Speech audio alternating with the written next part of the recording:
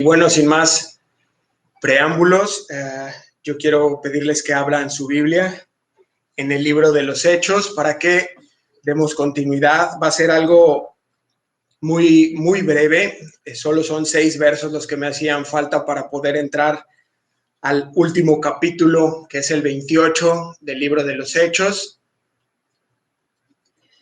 Y entonces le pido que por favor abra su Biblia en el capítulo 27 del libro de los Hechos.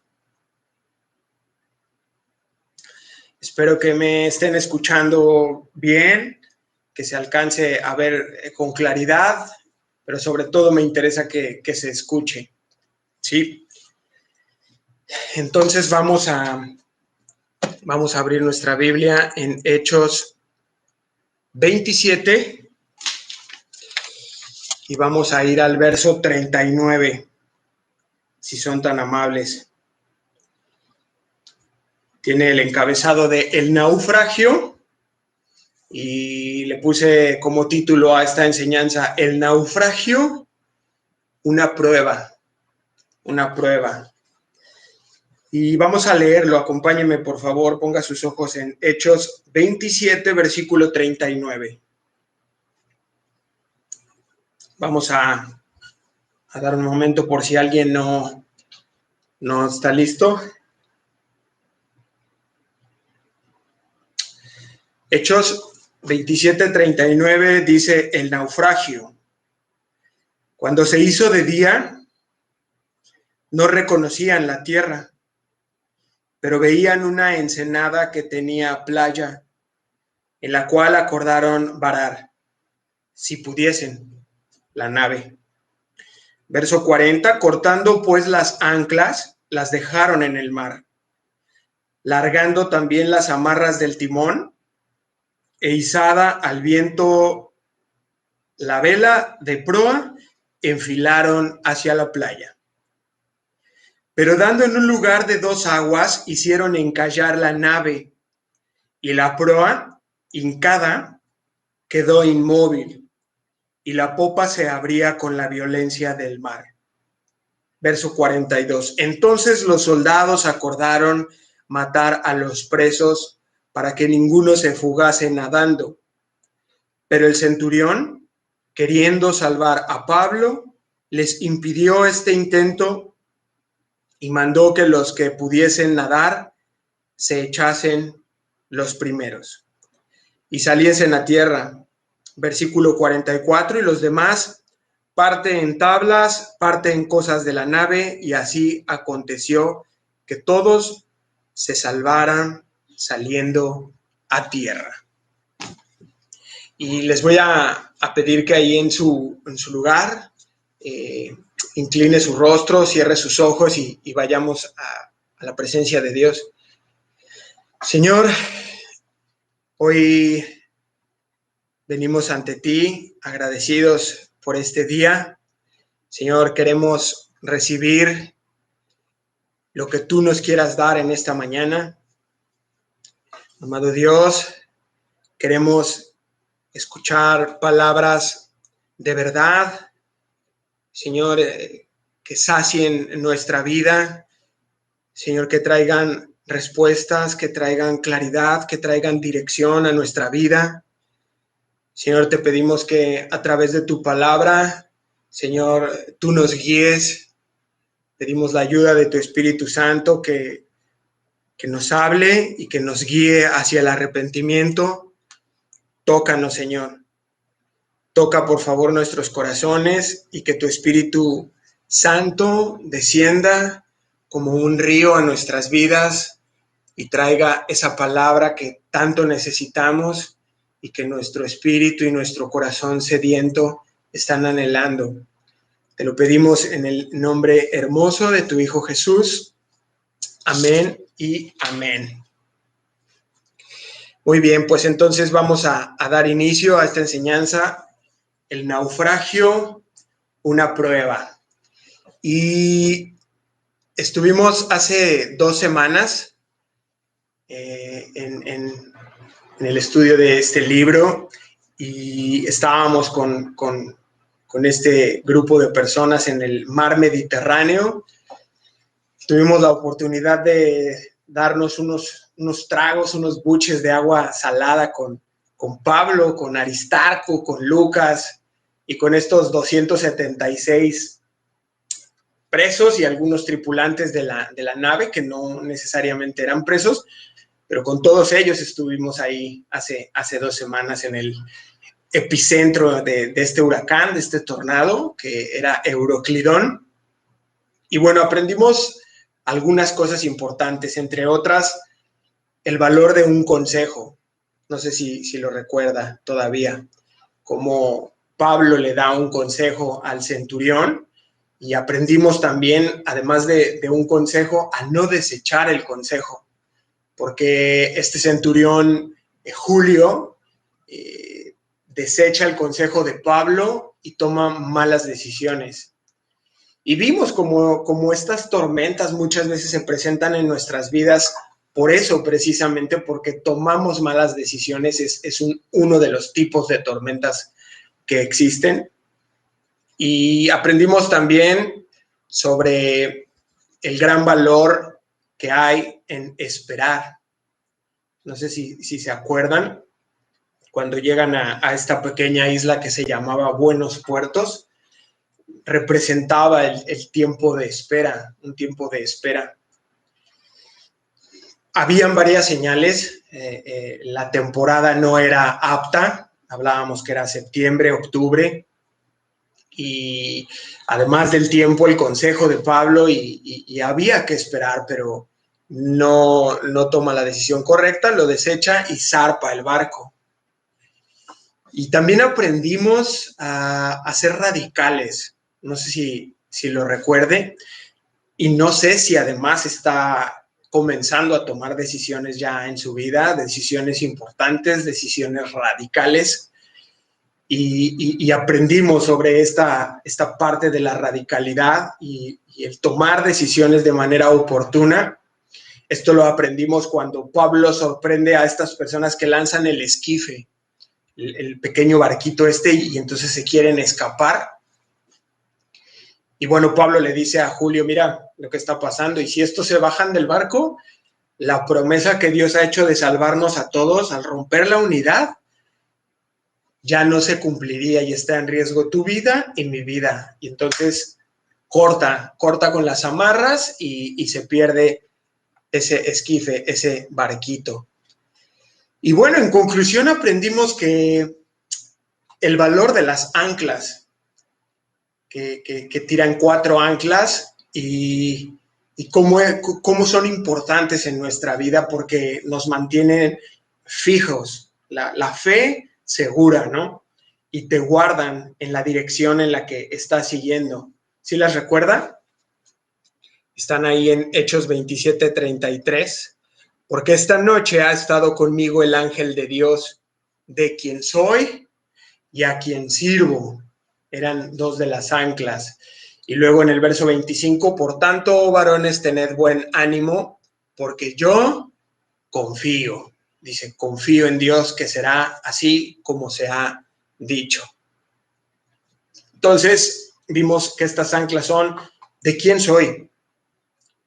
Me va a dar esa firmeza, esa tranquilidad, esa seguridad de que no se va a mover mi barca, mi fe va a permanecer porque pertenezco a Dios, porque Él me compró en la cruz, porque mi vida le pertenece. Y lo otro es a quien sirvo. En consecuencia, soy un siervo por amor, soy un esclavo por amor, y eso me da seguridad. No sé cómo termine esto, no sé a dónde voy a parar, pero yo me siento seguro porque soy de Dios, le pertenezco y le sirvo. Y la otra era, y en quien confío. Entonces estas 3 van a ser nuestras anclas, fue lo que aprendimos, van a ser nuestras amarras, que aunque yo vea todo oscuro, que aunque yo no entienda nada de lo que está pasando, aunque esté sufriendo, aunque la esté pasando mal, tenga temor, estas verdades van a guardar mi fe hasta el final, y me brindan esperanza. Pero hoy vamos a ver cómo termina esta historia, cómo termina esta porción. y vamos a entrar de lleno en estos 6 versos que vamos a estudiar de hoy, el naufragio. Ponga sus ojos conmigo en Hechos 27, versículo 39. Dice, cuando se hizo de día, no reconocían la tierra, pero veían una ensenada que tenía playa, en la cual acordaron varar, si pudiesen, la nave. Mire, de primera mano pareciera un poco raro esto que dice que unos marineros no reconocían la tierra, pero no olvidemos que hubo una tormenta la noche anterior.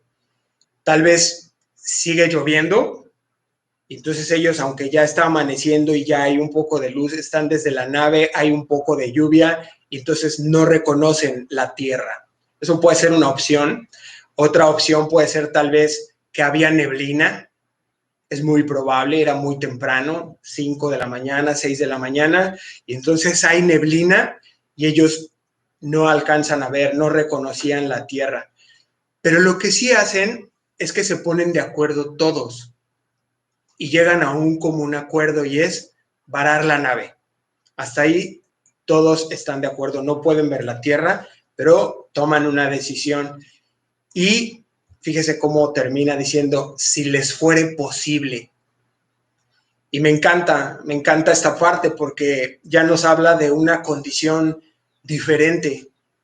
Ya no vemos un desorden y vemos orgullo hasta este punto, sino vemos una actitud de sumisión, de unidad. Se ponen todos de acuerdo y llegan al punto de varar la nave. Hay comunión, hay unidad. No sé si puede ver esa actitud de sumisión, de humildad, ¿verdad? Y qué valioso es cuando tú y yo hacemos planes. Y está bien, no está mal hacer planes y se vale. Pero dice, si es posible, ¿no? Si les fuera posible. Entonces, tú y yo podemos hacer planes, tenemos ideas, queremos hacer cosas, pero eso es una cosa. Lo otro es que con una actitud de humildad podamos llevarlo en oración delante de Dios y decirle, Señor, aquí está, como hicieron estos hombres. Esta es nuestra idea, queremos varar la nave y queremos hacer esto, si es posible, ¿no? Versículo 40. Cortando pues las anclas, las dejaron en el mar, largando también las amarras del timón e izando al viento la vela de proa. ¿Qué hacen? Bueno, pues se enfilan, se dirigen hacia la playa, versículo 41. Pero dando en un lugar de 2 aguas, hicieron, ¿qué dice? Encallar la nave. Y la proa, hincada, quedó inmóvil, y la popa se abría con violencia en el mar. Voy a leerle estos 2 versículos en la versión de traducción al lenguaje actual. Dice, pero poco después quedó atrapada en un montón de arena. Esta arena se producía por el choque de esas 2 aguas, se pulverizaban las rocas y se formaba una arena. La parte delantera no se podía mover. O sea, a eso hace referencia que queda hincada, que se clava la punta y como que se alza. Pues quedó enterrada en la arena y las olas comenzaron a golpear con tanta fuerza la parte trasera que la despedazó toda. Entonces, mire lo que está pasando.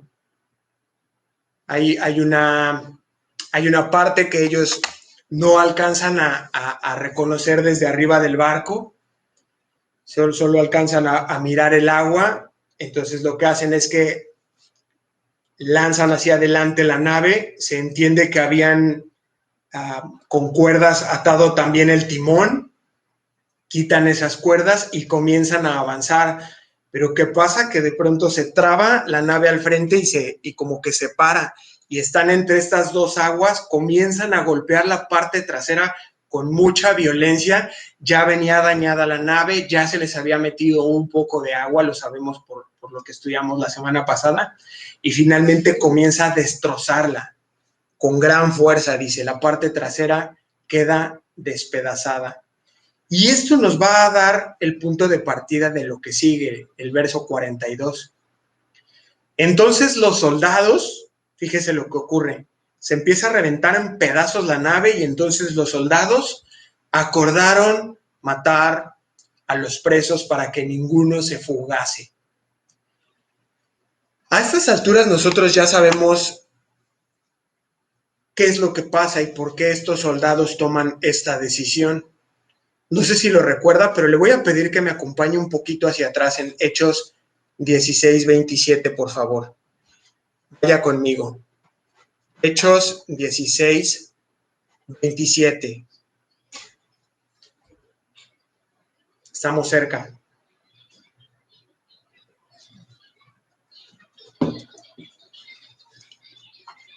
Hechos 16:27. Hechos 16:27. Despertando el carcelero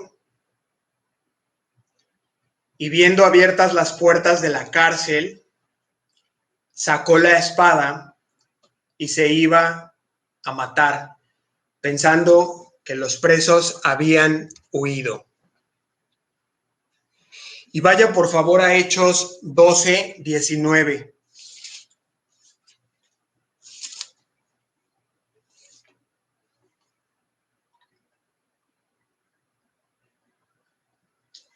Hechos 12:19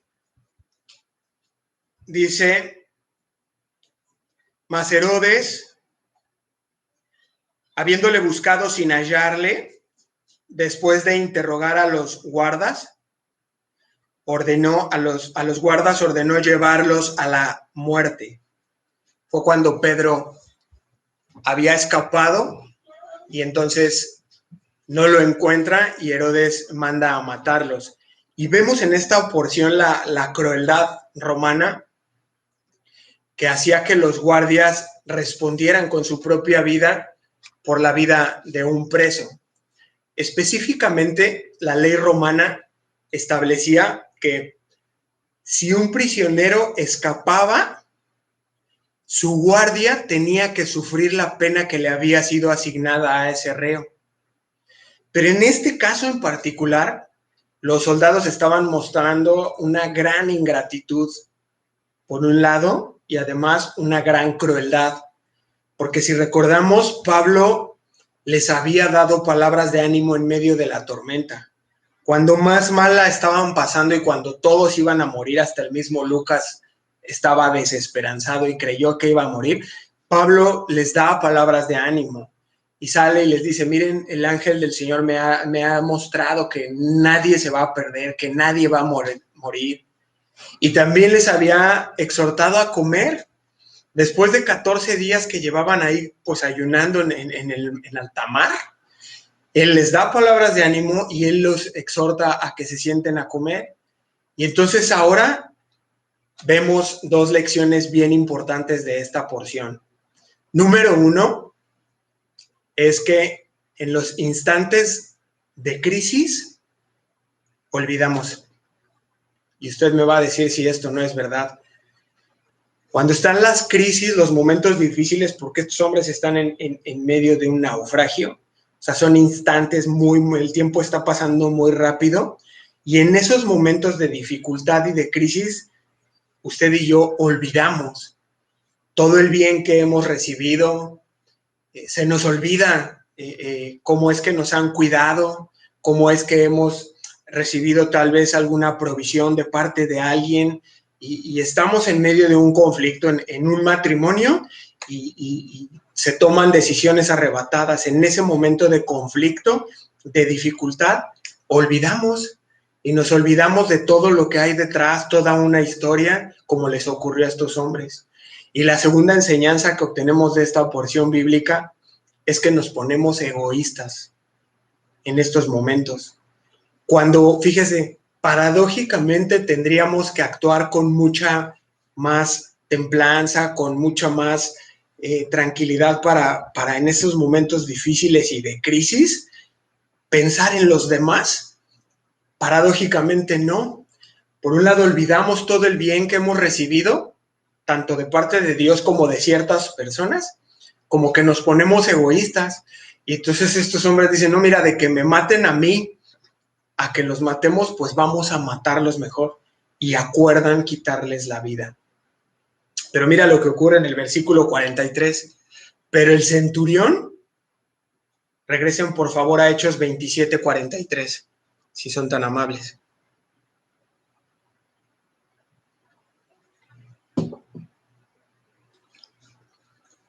Verso 43, pero el centurión, queriendo salvar a Pablo, les impidió este intento y mandó que los que pudiesen nadar se echasen los primeros y saliesen a tierra.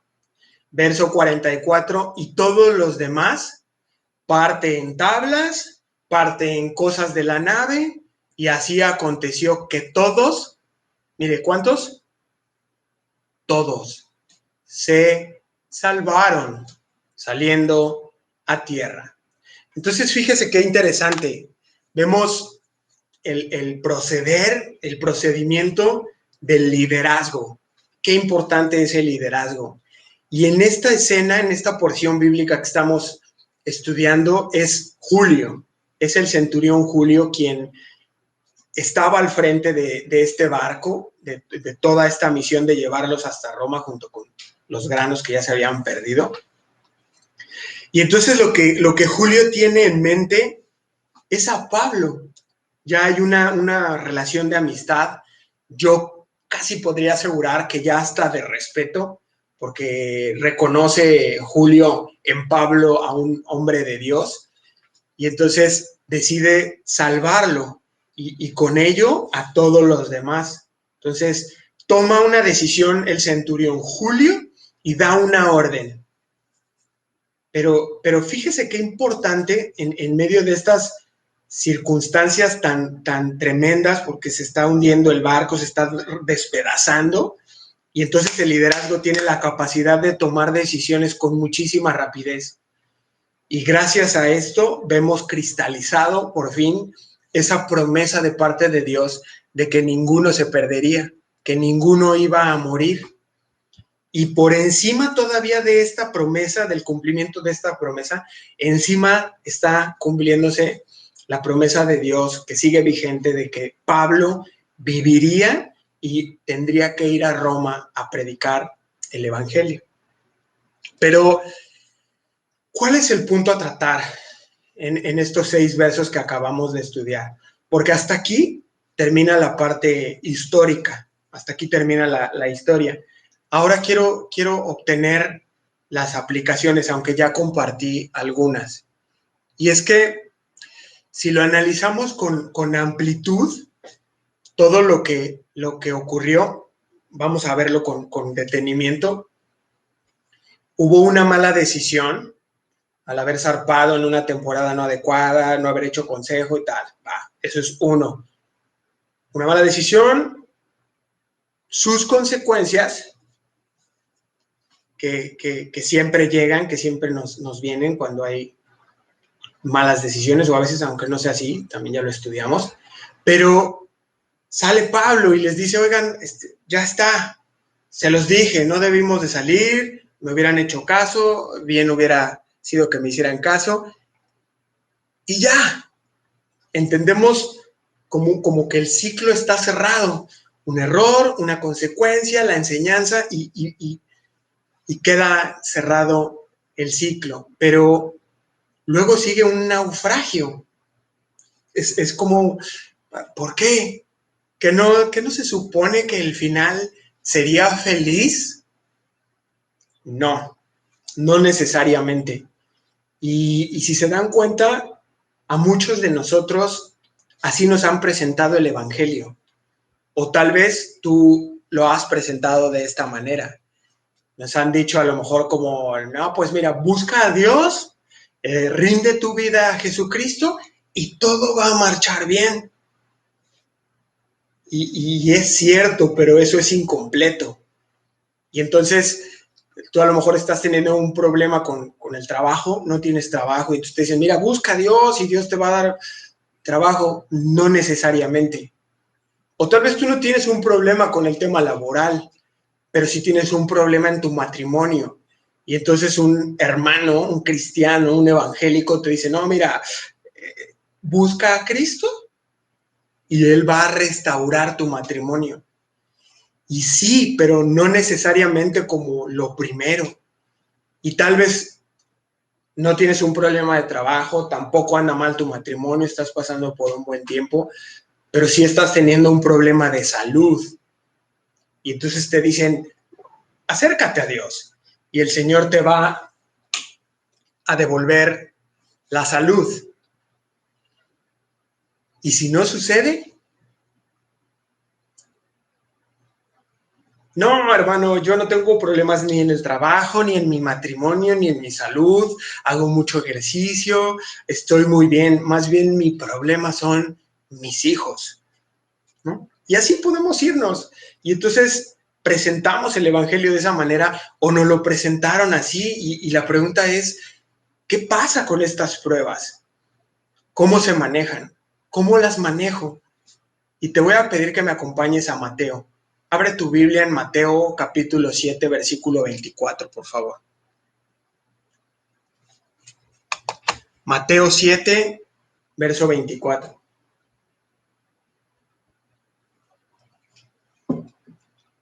Ya les iba a decir, me dicen amén cuando estén ahí. Pero casi puedo verlos, ¿eh?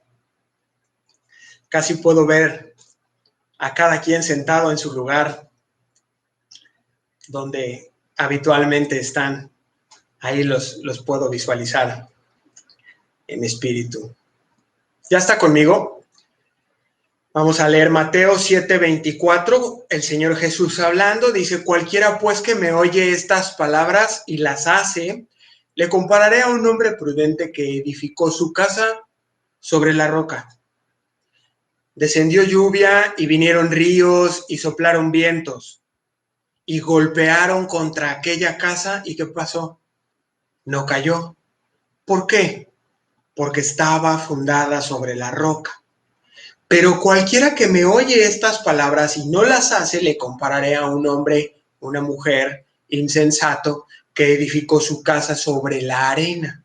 Verso 27, y descendió la lluvia, y vinieron ríos, y soplaron vientos, y dieron con ímpetu contra aquella casa. ¿Y qué pasó? Cayó. Cayó y fue grande su ruina. ¿Se dio cuenta? Lluvia, vinieron ríos, soplaron vientos, o sea, las tormentas de las que hablamos hace 2 semanas, o sea, las pruebas vienen sobre todos. Si no, no sé si lo notaron, pero las mismas cosas azotan a las dos casas. Estas pruebas, estas situaciones, estas circunstancias van a venir sobre justos y sobre injustos. Vendrán sobre creyentes y sobre no creyentes. Entonces, ¿cuál es la diferencia? ¿Cuál es la diferencia? Y la diferencia estriba en el fundamento, que es la roca. Y la roca es la piedra angular sobre la que se construye y es Cristo Jesús. Y entonces vienen todas estas situaciones nada fáciles en su vida y en mi vida y dice, no cayó. Mientras que en la otra casa, que no tiene un fundamento o que puede tener algún fundamento extraño, dice que vinieron estas mismas pruebas y entonces cayó y fue grande su ruina. Y esto es importante, no son palabras fáciles de digerir del Señor Jesús. Y aunque el final de la historia que estamos leyendo no fue el que esperaban, y el barco naufraga y se despedaza en cachos, ni uno se perdió. Y la promesa que Dios había hecho se cumplió. Y todos vivieron. Entonces, el punto que quiero extraer para que ustedes se lleven este domingo en su corazón es Cristo como el fundamento. Cristo como el fundamento. Este es el glorioso diferenciador. Jesús, o sea, quiero que lo veamos así, hermanos. Cuando Cristo Jesús es la piedra angular de nuestra casa, Dios edifica. Él es la base, Él es el fundamento y sobre Él va a edificar. Y entonces, cuando tú y yo comprendamos y aceptamos esta preciosa verdad, tú vas a aprender que estas pruebas que vienen en nuestra vida, estos vientos, estas lluvias, estas cosas que azotan fuertemente contra nuestras casas, tienen una meta, tienes un fundamento y entonces estas pruebas tienen un fin y es un autoexamen. Y esto es lo que he estado aprendiendo a través de estas 2 semanas. Esta enfermedad vino a cumplir una meta en mi vida, en nuestra vida como familia, y es un autoexamen. Es un fuego. Son cosas difíciles, no son sencillas, es fuego. Y entonces ese fuego quema y va a revelar, va a mostrar dónde estoy verdaderamente. Va a revelarme la prueba hacia dónde voy. Tal vez estaba yendo en una dirección contraria. Tal vez no estaba yendo a ningún lado, estaba parado y el agua estancada apesta. Entonces, estas pruebas cumplen ese fin, cumplen esa meta. Tal vez va a venir a revelar pecado también. A lo mejor estamos metidos en una situación desde hace tiempo y no habíamos querido atenderla, no habíamos querido hacerle frente y entonces vienen lluvias y entonces vienen vientos y entonces un río azota con fuerza contra mi casa, contra tu casa y ese fuego va a mostrar algo. Yo creo verdaderamente esto que les estoy diciendo, porque ¿sabe algo? Muchas veces tenemos un concepto de nosotros mismos equivocado. Tenemos un concepto mucho más elevado de lo que es la verdad, de lo que es la realidad. Acompáñenme a 1 Corintios, capítulo 3, verso 11, por favor. Abra su Biblia ahí conmigo. Primera carta a los Corintios, capítulo 3, versículo 11.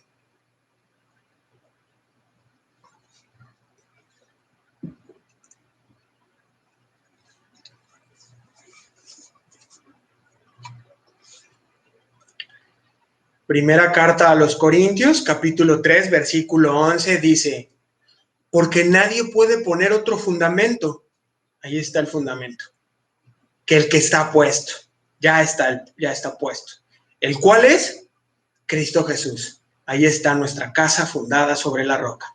Verso 12, y si sobre este fundamento alguno edificare oro, plata, piedras preciosas, madera, heno u hojarasca, fíjese toda la variedad, que va desde algo muy fino como puede ser el oro hasta la hojarasca. Y ahí estamos usted y yo, edificando piedra, otros le ponen piedras preciosas, otros no, otros usamos madera, usted tal vez use heno, otros pongan hojarasca. Bueno, verso 13, la obra de cada uno, ¿qué dice? Se hará manifiesta, porque el día la declarará. Y aquí está, pues por el fuego se revelará. Y la obra de cada uno sea, el fuego la probará. Verso 14, si permaneciere la obra de alguno que sobreedificó, recibirá recompensa. Verso 15, si la obra de alguno se quemare, él sufrirá pérdida.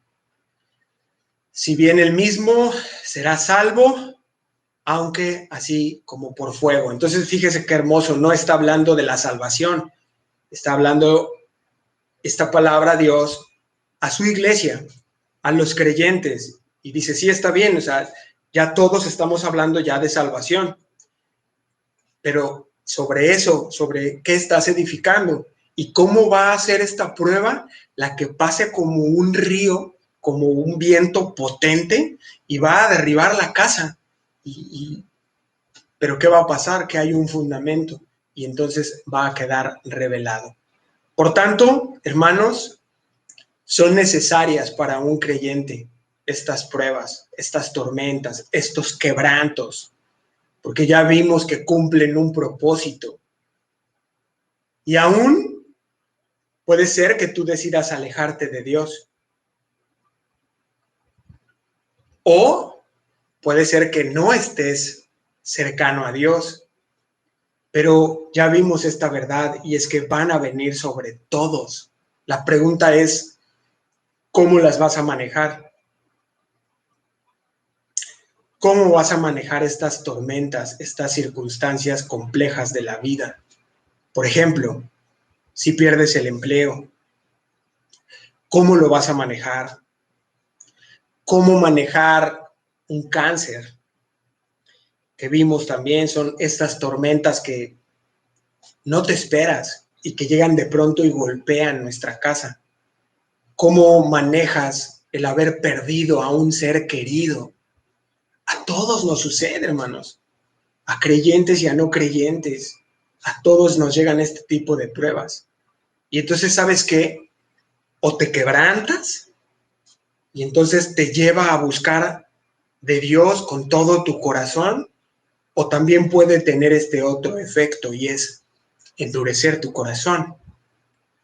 En tu ser interior, tú determinas cerrarte en esta incapacidad de manejar estas situaciones difíciles, y entonces te endureces más y más, y fíjate qué fuerte, la ruina será grande. Entonces, si tú estás escuchando este mensaje y nunca has buscado a Dios y estás atravesando una situación de este tipo, yo te digo, de parte de Dios, búscale de todo tu corazón, vuélvete a Él y clama, pídele ayuda a Dios. Yo estoy seguro que Él no te va a dejar igual. Él va a extender su mano, Él te va a dar la gracia y te va a restaurar. Y el segundo punto que quiero abordar con esta porción bíblica es, regresen a Hechos 27, por favor. Hechos 27, 43.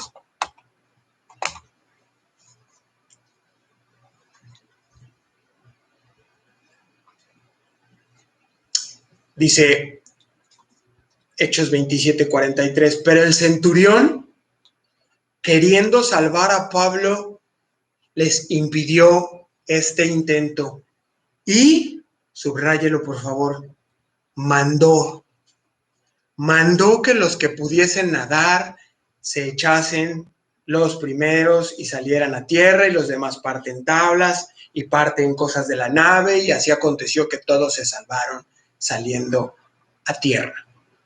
El segundo punto que quiero tratar con ustedes, por favor, es la obediencia. La obediencia a la autoridad. El centurión Julio, ya lo vimos, era la máxima autoridad en esta nave. Y es cierto, es verdad que tuvo aciertos y también tuvo errores en su liderazgo. Pero ¿sabe qué? Ni a usted ni a mí nos corresponde cuestionar esta parte. Lo único que nos corresponde a usted y a mí es obedecer a las autoridades. Tener una obediencia fiel a la instrucción de una autoridad. Porque, ¿cuántas veces, hermanos, se te ha dicho por acá? Y en cuestión de segundos, te das la media vuelta y dices, bueno, sí, o sea, eso me dijo, pero yo creo que es mejor hacerlo de esta manera. Y este es precisamente el grave error. Apenas se nos dice, y ojo, les prometo en el Señor, no hablo por mí, sino en general a las autoridades. Se nos da una instrucción en el trabajo, los papás le dan una instrucción a los hijos, Y inmediatamente tú dices, no, mira, pero yo tengo un tío que es especialista y entonces él me dijo que lo hiciera y desechas y desobedeces. Apenas se nos da una instrucción y tú, bueno, sí, así me dijo, pero yo ya lo he resuelto antes de esta manera y funciona y viene la desobediencia. Oye, mira, manéjalo de esta manera, dile esto. Y entonces, no, mira, le dices a tu esposa, no le digas así, mejor dile así, desobediencia. Está el médico y te dice, debes tomarte esto en esta hora, en esta. Bueno, y sales del consultorio, bueno, sí, pero yo creo que no. Yo creo que mejor no voy a tomar esto y mejor voy a tomar esto otro. Desobediencia. Y lo que estamos viendo nosotros en estos versículos bíblicos es, y así aconteció, que todos se salvaron saliendo a tierra, producto de la obediencia, porque ellos ya habían acordado quitarles la vida a todos los... Pero la autoridad en este caso da una instrucción que es Julio, y entonces todos obedecen, y el resultado es bendición. El resultado es el cumplimiento de las promesas de Dios para tu vida y para mi vida. Y cuando tú y yo obedecemos una instrucción de la autoridad, estamos haciendo la voluntad de Dios. ¿Cuántos pueden decir amén? Porque dice la Escritura que las autoridades son puestas ahí por Dios. Puede no gustarte tu presidente, puede no caerte bien tu gobernador, puedes no querer mucho a tu jefe, puede incomodarte mucho tu pastor. Todo eso es válido, pero dice la Biblia que están puestos ahí por Dios. Y cuando tú eres obediente, estás haciendo la voluntad de Dios. Y es muy especial esto, porque ¿cuántas veces nos hemos visto tú y yo diciendo, me encantaría hacer la voluntad de Dios, pero no sé cuál es la voluntad? Esto es muy rápido, obedece. Obedece, obedezcamos. Si lo notaste, y quiero recordarlo, así inicia el verso que leímos de Mateo 7:24. El Señor Jesús está hablando de las dos casas, las pruebas y el fundamento, pero inicia diciendo, cualquiera pues que me oye estas palabras y las hace, obediencia. Le compararé a un hombre prudente que edificó su casa sobre la roca. Pero Jesús mismo está diciendo, a ver, no es suficiente oír mis enseñanzas. Y esa es mi carga todos los domingos, que no es suficiente con solo estar ahí y escuchar, sino que tú tienes que llevar esa enseñanza y cuando sales por esa puerta del auditorio, comienza la práctica de esto que estamos aprendiendo. Y el Señor Jesús dice, no es suficiente oír mis enseñanzas y levantar tus manos y decir gloria a Dios y amén, sino que debes poner en práctica mis palabras, dice Jesús. Es verdad que somos salvos por la fe en Jesús, eso es verdad. Pero también es cierto que la fe salvadora encuentra formas de expresarse y la obediencia a la Biblia es una de ellas. Hay esa conexión, debe haber esa congruencia entre escuchar y hacer.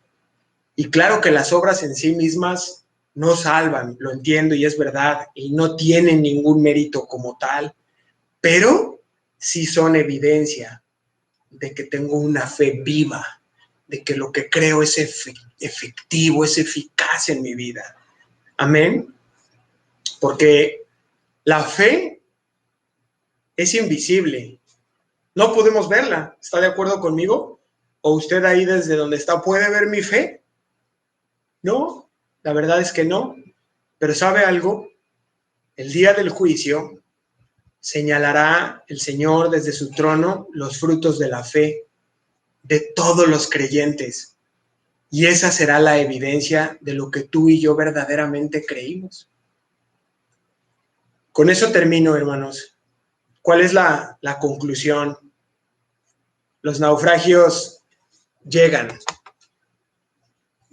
Los naufragios llegan a tu vida y llegan a mi vida. Pero ¿sabes algo? No es el final. No son el final. Estas pruebas de fuego, estas dificultades, estas tormentas que de continuo están llegando a nuestra vida, no son el final. Son solamente un escalón.